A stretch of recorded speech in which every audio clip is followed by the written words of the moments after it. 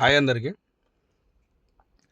Friends. నేను ఇవాళ మీతో ఏం మాట్లాడదాం అనుకుంటున్నా అంటే, యాక్చువల్గా మతం గురించి మాట్లాడు నాకు ఇంట్రెస్ట్ ఉండదు. కొంచెం సగం సగం దేడి దిమాగాలు ఉంటారు. వీళ్ళు ఏంటంటే సగం సగం తెలుసుకొని మొత్తం తెలుసుకోకుండా మాట్లాడుతూ ఉంటారు. ఇప్పుడు వాళ్ళు ఏలు పెట్టిన తర్వాత మనం జవాబు ఇవ్వాలి, ఆన్సర్ ఇవ్వాలి. సో ఇది ఏంటంటే చాలామంది అలాంటి ఐడియాలజీ ఉన్న వాళ్ళకి కనెక్ట్ అవుతుంది. అయితే ఏంటంటే ఒక క్రిస్టియన్ తోటి నాకు వాగ్వాదం జరిగింది. ఏం వాగ్వాదం అంటే, ఆయన ఏమంటున్నాడు, హ్యుమానిటీని చూడాలి, మానవత్వం చూడాలి మనుషుల లోపల అంటుండు. సరే, మానవత్వం ఏంటిదని నువ్వు మాట్లాడొద్దని చెప్పినా నేను. ఎందుకోసం అని అడిగితే నేను ఏమన్నా అంటే, నేను అడిగిన క్వశ్చన్కి ఆన్సర్ ఇయ్యానన్నా. ఇప్పుడు నేను ఈ వీడియో ఎంతమంది చూస్తాను అంతమంది క్రిస్టియన్స్ని కూడా అడుగుతున్నాను. మానవత్వం అంటే ఏంటిదో మీరు నాకు చెప్పాల్సిన అవసరం లేదని చెప్పినా నేను. లేదు, మీరు హిందూయిజం అని అంటారు, మీరు గొడవలకు దిగుతారు, అది దిగుతారు, ఇది దిగుతారు అని అంటే, గొడవలకు ఎందుకు దిగుతారు? గొడవలకు దిగాల్సిన అవసరం ఏముంది? దాని గురించి నేను ఆన్సర్ ఇస్తాను. అండ్ ఈ వీడియో ఎంతమంది అయితే క్రిస్టియన్ చూస్తారో, వేరే మత లెవెల్ చూసినా సరే నాకు ఆన్సర్ అయ్యింది. నేను ఏమడిగినా అంటే, బాయ్ నువ్వు క్రిస్టియన్ కదా, మేము హిందూసం, నేను హిందూనే, నేను చర్చికి వస్తా, నీ వర్డ్ చదువుతా, బైబుల్ చదువుతా, నేను మసీద్కి పోతా, ఖురాన్ చదువుతాను, నేను ఇటు హిందూ టెంపుల్కి కూడా వెళ్ళిపోతాను, హనుమాన్ టెంపుల్కి పోతా, శివుని టెంపుల్కి పోతా, ఎటన్నా పోతా. నువ్వేం చేస్తావంటే, నేను నీ దగ్గరికి వచ్చినా కదా, నేను చర్చికి వచ్చినా, మసీదుకి వస్తా, నువ్వేం చేస్తావంటే, నువ్వు నాతో హనుమాన్ టెంపుల్కి రా, బొట్టు పెట్టుకో, హనుమాన్ చాలీస్తే చదువు.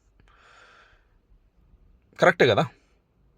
శివుని టెంపుల్కి పోతా, నా దగ్గర అక్కడికి రా, ఓం నమ శివాయ అని అన్న అని అంటే ఏంటంటే, రాడట అనడంట. అర్థమైంది? ఇప్పుడు నేను అడిగింది ఏంటంటే, అన్నిటినీ సమానంగా చూసి నేను ప్రతి జాలకు వస్తున్న నేను తప్ప నా వల్ల మీకు హాని ఉందా? లేకపోతే నేను నమ్మిందే నిజం, నువ్వు చెట్లకు రాళ్ళకు మొక్కుతున్నావు అని చెప్పేసి నువ్వు నా మతంలోకి మారా అన్నటువంటి నువ్వు కరెక్టా? మంచిగా అర్థం చేసుకోరు. నేను అన్ని జాగాలకు పోతున్నా, అందరు నాకు సమానమే, నేను ఇక్కడ ఖురాన్ చదువుతా, ఇక్కడ బైబుల్ చదువుతా, నువ్వెందుకు రావు? ఎందుకంటే నీ మతం నిన్ను ఆపుతుంది, నీ మతం నీకు ఆపుతుంది, నీ మతం నీకు చెప్తుంది వేరే జాగాలకు పోవద్దని, నీ మతం నీకు చెప్తుంది బొట్టు పెట్టుకోవద్దని, నీ మతం నీకు చెప్తుంది నువ్వేం తినొద్దని, అలా ప్రసాదాలు తినద్దు, ఏం తినద్దు, ఎక్కడికి పోవద్దని, నీ మతం నీకు చెప్తుంది అలా పండుగలు జరుపుకోవద్దని. ఓకే, నాకు అటువంటి రిస్ట్రిక్షన్స్ ఎక్కడ లేవు, నన్ను ఆపేటోడు ఎవరు లేవు, నేను ఏమన్నా చేస్తాను. నా వల్ల ఎవరికేం డిస్టర్బెన్స్ కాలే, కానీ నీ వల్ల డిస్టర్బెన్స్ అది. ఇప్పుడు నువ్వు చెప్పు, నువ్వు మానవత్వం గురించి మాట్లాడనా, నేను మానవత్వం గురించి మాట్లాడనా? ఇప్పుడు ఈ వీడియో ఎంతమంది చూస్తారు అంతమంది కామెంట్ చేయరు, కింద కామెంట్ చేస్తే అర్థమవుతుంది మీకు. అందరినీ సమానంగా చూసే ఈ తత్వం గొప్పదా, లేకపోతే నేను నమ్మింది నిజం, మీరు నమ్మేయన్నీ చెట్లు రాళ్ళు పుట్టలు అని చెప్పేసి నీ ఫిలాసఫీ గొప్పదా? నీ మతం మార్కెటింగ్ చేయండి, ఊర్ల పొంటి తిరిగండి, జనాలు ఇండ్ల పొంటి తిరిగి రోగాలు వచ్చిన వాళ్ళను, సమస్యలు ఉన్న వాళ్ళను టార్గెట్ చేసి చేయండి, నీ మతం పెరగది. నా మతం నాకు చెప్పలే, బిచ్చగాని లెక్క తిరుగు, రోజు పొద్దున్నాక ఇండ్ల పొంటి జనాల పొంటి సందులల్లో గల్లీలల్లో మైకులు పట్టుకొని బస్ స్టాండ్లలో అక్కడ ఇక్కడ ఉరమని నాకు చెప్పలే. అండ్ నేను అంత నాన్ సెన్స్ క్రియేట్ చేయ, అర్థమవుతుంది? అంత నాన్ సెన్స్ క్రియేట్ చేయ. రోడ్ల మీద బస్ స్టాపులలో జనాలు ఇండ్ల పొంటి తిరగకుండా. మంచిగా అర్థం చేసుకోరు. ఇది మీకు నాకు తేడా, ఇది మీకు మాకు తేడా, అర్థమవుతుందా? సో అమాయక జనాలని మభ్యపెట్టుకుంటా, ఏం తెలియని జనాలను బ్రెయిన్ వాష్ చేసుకుంటా ఈ చిల్లర దందాలు బంద్ అయ్యి, నీకు ఇష్టమైతే నువ్వు మారితే నువ్వు నీ ఇంట్లో ప్రేయర్ చేసుకో, ఓకే?